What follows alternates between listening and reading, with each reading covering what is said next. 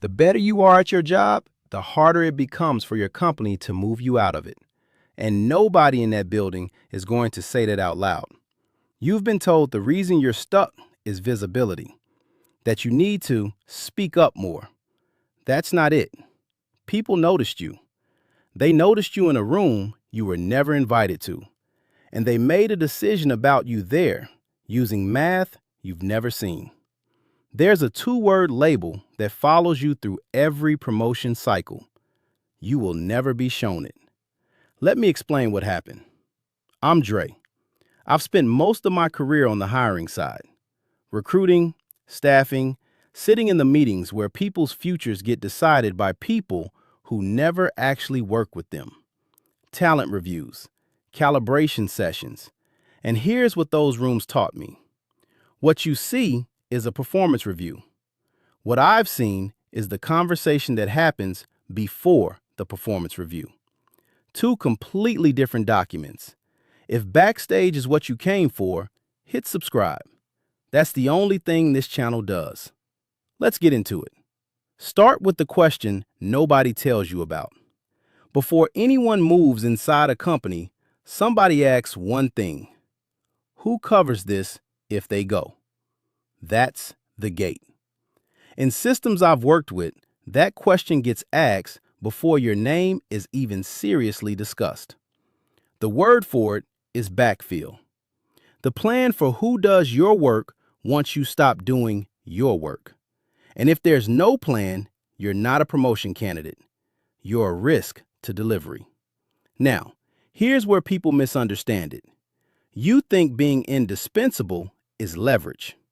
Make yourself the person they can't run this thing without, and you'll have power. Functionally, the opposite happens. Indispensable doesn't read as promotable. It reads as critical to role. That's not a promotion flag.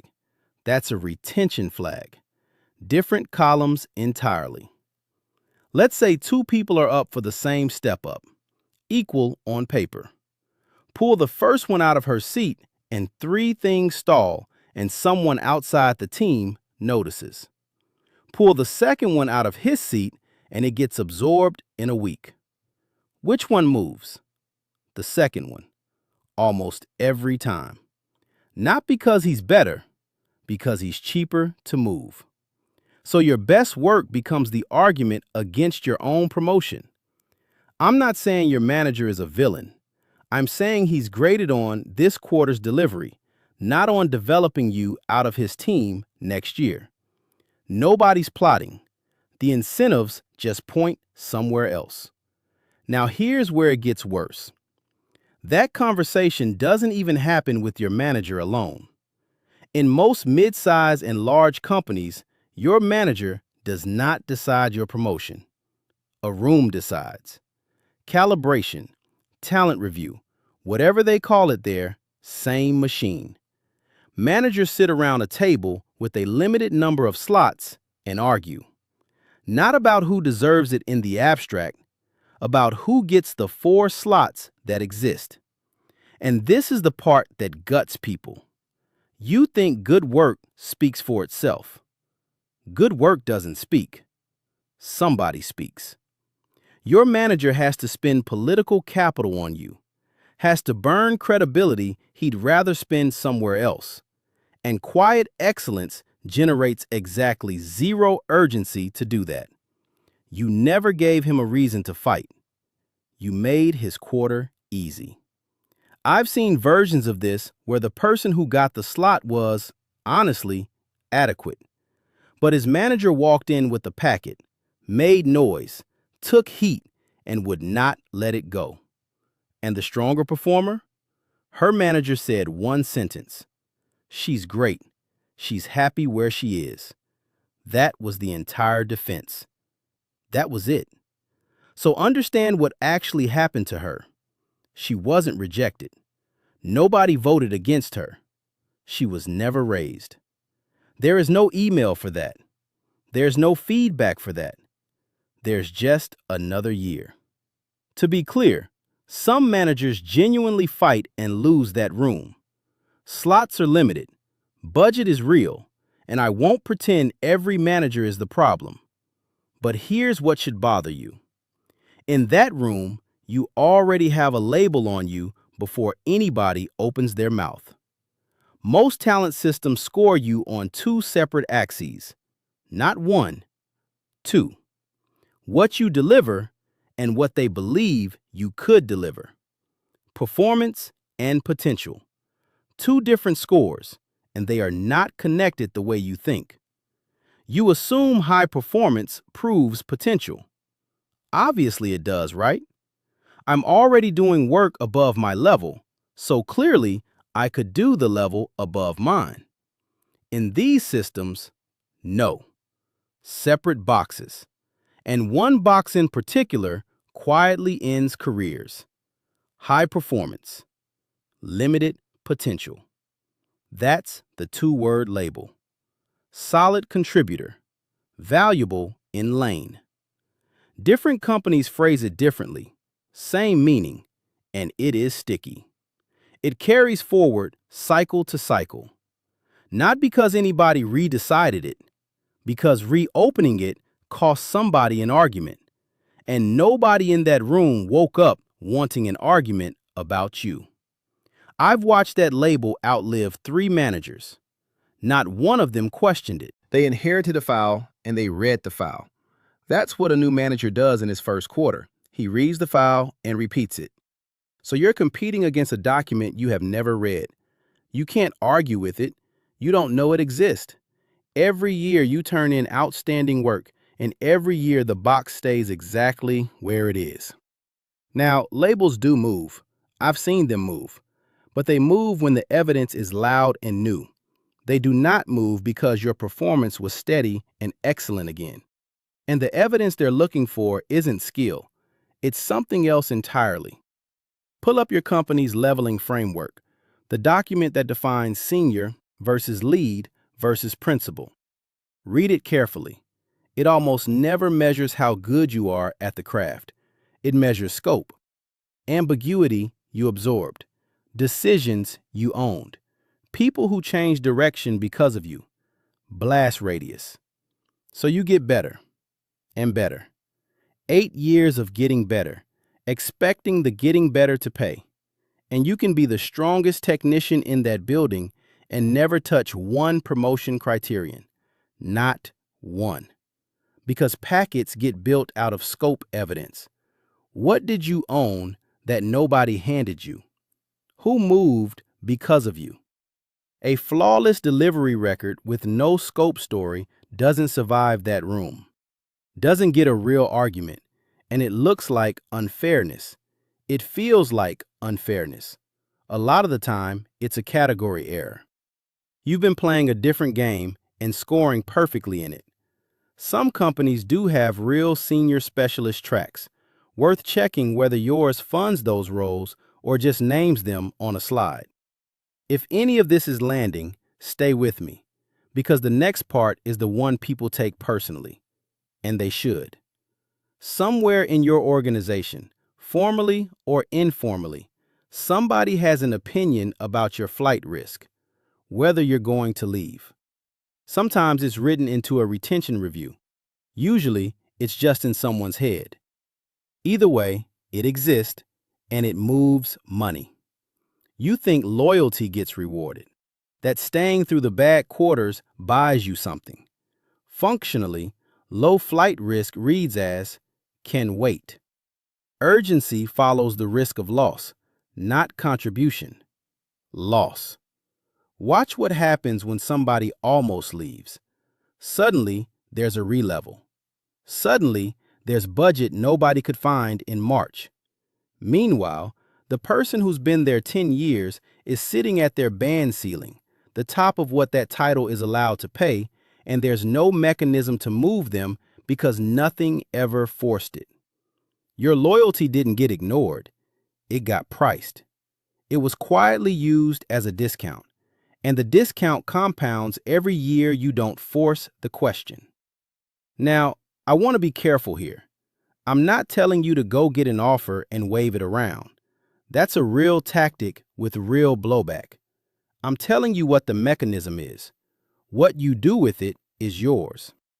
So you decide, fine, I'll move internally.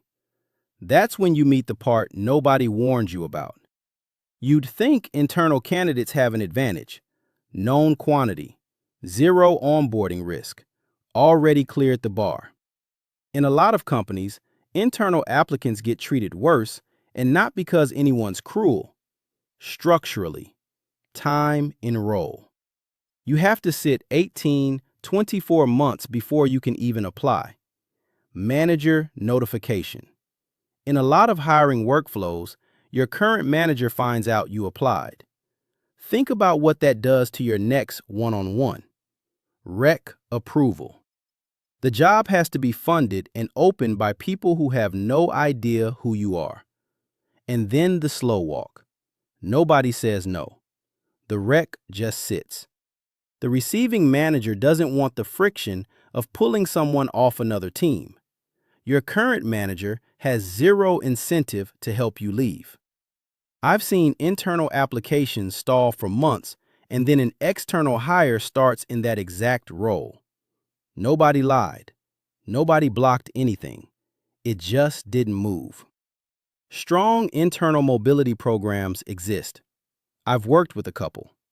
They're not the default. And by the time you go look outside, the trap has a second door. Here's the recruiter side, and this is the part I can speak to directly. When I open a resume, I'm not reading your skills first. I'm reading shape, trajectory. Where were you? Where are you now? How fast did that happen? You assume the depth translates.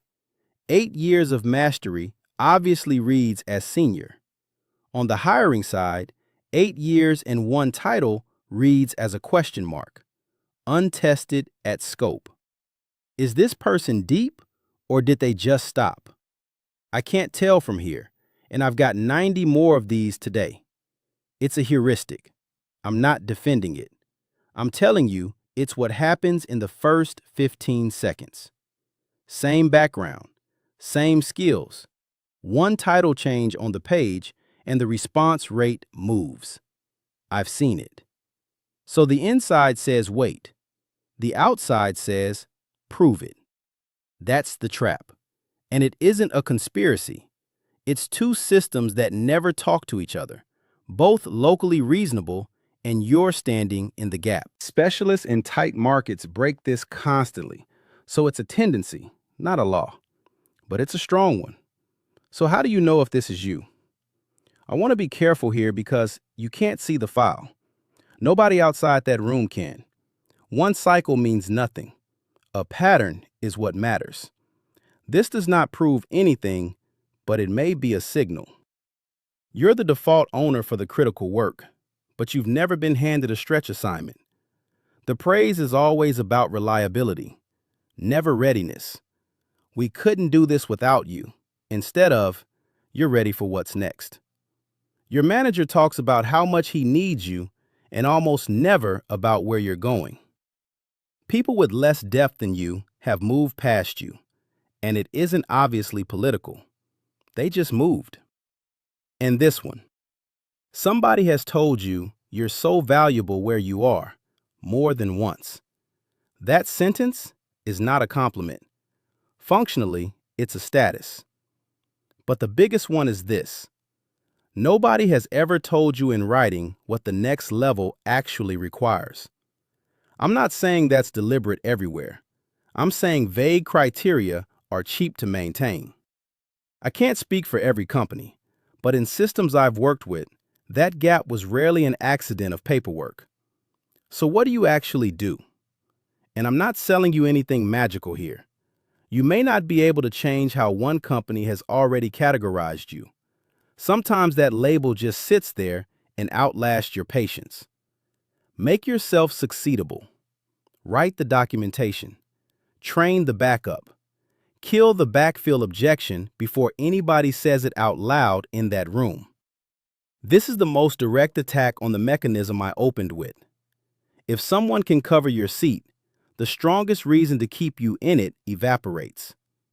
Ask for the criteria in writing, not how am I doing. Ask what evidence the room needs to see and who's presenting it. Then watch the answer. If there is no answer, that's an answer. Build a scope story, not a skill story. Ambiguity you handled, decisions you owned, people who change direction because of you. That's what goes in a packet. Your craft doesn't. Find a sponsor, not a mentor. A mentor listens to you over coffee. A sponsor takes heat for you in a room you're not in. Different jobs entirely, and most people only ever get the first one. Say out loud that you want to move. Ambiguity gets read as contentment, and contentment gets read as can wait. And if the label is stuck, be honest with yourself. Changing companies is often faster than changing departments. That's not defeat. That's just the math. So why do highly skilled people get stuck in the same job forever? It's not suppression. There's no meeting where they decide to keep you small. That's the conspiracy version, and honestly, the boring version is worse. Being excellent in a seat makes that seat expensive to empty, and nobody's bonus, nobody's review, nobody's quarter depends on you moving. Your manager protecting delivery. Rational. The room protecting limited slots. Rational. Me reading trajectory in 15 seconds. Rational. Add it up, and it's a cage nobody built and nobody's responsible for. The skill was never the problem. The invisibility of the criteria was. They're not keeping you there. They're just not the ones who are going to move you. Next one. I'm breaking down what actually goes into a promotion packet. The document that gets argued over in that room while you're at your desk doing great work. You should probably know what it says about you.